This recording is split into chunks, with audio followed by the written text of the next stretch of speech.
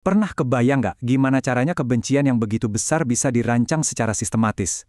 Hari ini, kita akan coba bedah mesin ideologis di balik antisemitisme Nazi berdasarkan karya sejarawan Eric Goldhagen.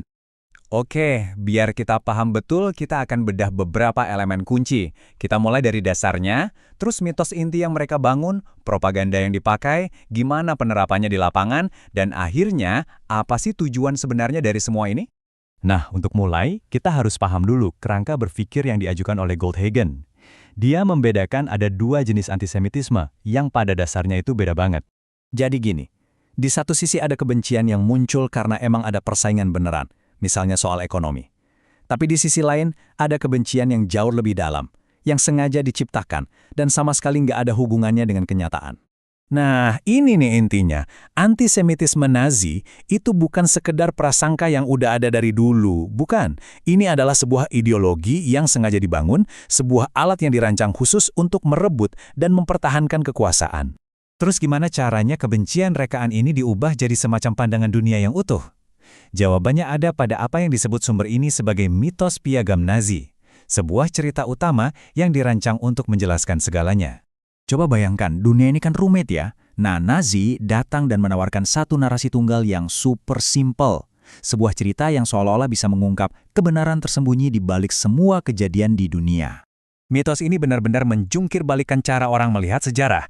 Dibilang, ini bukan soal si kaya dan si miskin, tapi perang antar ras. Dan di pusat semua itu, mereka menunjuk satu musuh jahat yang dituduh menjadi dalang di balik setiap peristiwa besar dunia. Dan perlu dicatat ya, ini bukan sekedar teori konspirasi biasa, ini adalah mitos fondasi yang dirancang secara strategis untuk melegitimasi Partai Nazi sebagai satu-satunya penyelamat Jerman. Kita bisa lihat sendiri dari teks sumbernya betapa kuatnya mitos ini. Di tengah dunia yang terasa kacau dan sulit dimengerti oleh banyak orang, mereka menawarkan penjelasan yang kedengarannya sederhana dan kuat. Oke, pertanyaannya sekarang gimana cara mereka menjual mitos ini ke jutaan orang? Caranya dengan menciptakan citra satu musuh utama yang absolut. Hitler sendiri menulis kalau kunci untuk menggerakkan massa adalah jangan buat mereka bingung. Arahkan saja semua energi dan emosi mereka ke satu musuh. Satu saja, musuh yang tidak bisa diajak kompromi. Bahasa yang mereka pakai itu benar-benar konsisten dan tidak manusiawi. Tujuannya bukan lagi untuk menggambarkan saingan, tapi untuk melukiskan gambaran tentang kekuatan penghancur yang jahat, hampir seperti setan yang harus dimusnahkan. Tentu saja, ideologi ini nggak cuma berhenti di panggung pidato. Ideologi ini punya fungsi praktis yang, jujur saja, mengerikan dalam menstrukturkan seluruh negara Nazi. Jadi, rezim ini seolah-olah membelah dunia jadi dua. Ada dunia yang sakral dan suci, yaitu semua hal yang berbau Nazi. Dan ada dunia yang profan atau najis, yaitu semua hal yang mereka tentang. Dan itu semua dicap sebagai Yahudi.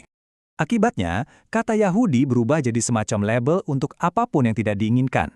Mereka menciptakan orang-orangan sawah simbolis yang sangat besar untuk menakut-nakuti rakyat agar menjauhi ide, seni, atau perilaku apapun yang dilarang oleh rezim.